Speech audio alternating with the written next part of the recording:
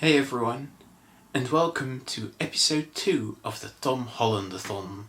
Today I will be talking about Locke. I saw this movie a couple of months ago, on the 15th of March to be exact. And I did watch it for the Tom Holland-a-thon, but for some reason I didn't record any pre-thoughts or post-thoughts for that matter.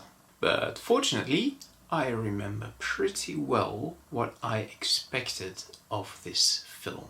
So first of all, I saw on the poster and on IMDb that Tom Hardy would be starring in the lead role in this film.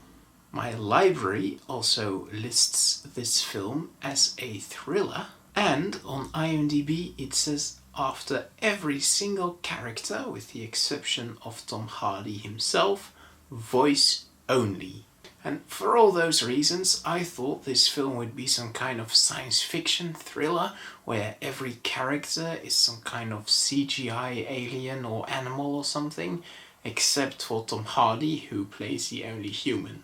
Imagine my surprise then when this movie is just about some ordinary construction manager who makes a bunch of phone calls. Yes, this movie is about Ivan Locke, who is portrayed by Tom Hardy, who is an ordinary construction manager, father and husband, but who has got himself into quite a bit of trouble.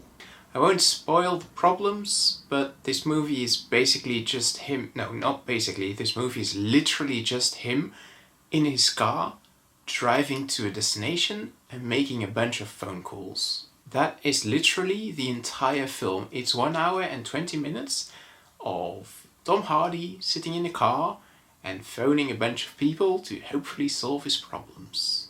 The reason every other actor is listed as voice only is because we literally only ever see or hear from them through his Bluetooth connected phone in his car. Now you might think that that sounds incredibly boring and probably like a really bad film, and I would agree. I also thought that if you would have told me that. However, it really isn't. I was very engaged throughout the entire film, and I think a lot of that has to do with Tom Hardy. He is just an incredible actor, and he nails this role. The writing was also very good. Every conversation sounds like it could be real. Every character responds in a way that real people should or could. And I can imagine quite a few people would recognize themselves in some of the characters. The story also presents its audience with some moral dilemmas. Ivan Locke is a very strong character who always knows his priorities and bases every decision on those priorities. But I was just sitting there thinking to myself the entire time, would I have done the same? Would I have made that decision? And I think that was really interesting to think about. Ivan Locke is a flawed character who makes a bunch of mistakes throughout the film, but because he has his priorities set in such, almost written in stone, he came over to me like a very moral character, and I did appreciate that. After the film, I really liked it, but then I looked at the trivia page on IMDb, and boy did it only get better. For example, the entire film was shot in 6 days. Tom Hardy had to shoot the entire movie twice per night, in one take, while driving a car. And all of the other actors that he speaks to on the phone were in some hotel room actually calling him. And if you don't think that is cool, how about the fact that Tom Hardy actually had a cold and the director and writers just wrote it into the script because they had to film this film? Or what about the fact that the car kept indicating that it was out of gas and the beeping sound drove Tom Hardy mad, and every time it started beeping, Tom Hardy got really frustrated, and they used that footage of him getting frustrated but just edited a phone call on top of the beeping sound, so it sounds like he gets frustrated because he gets called all the time.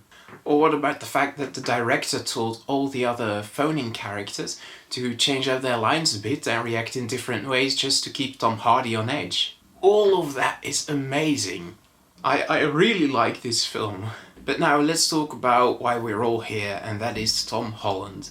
And to be honest, he plays a really small role, and obviously only his voice can be heard. You don't see his lovely face. He only gets a few lines, but he plays a very important and great character that really drives home the emotion in this film.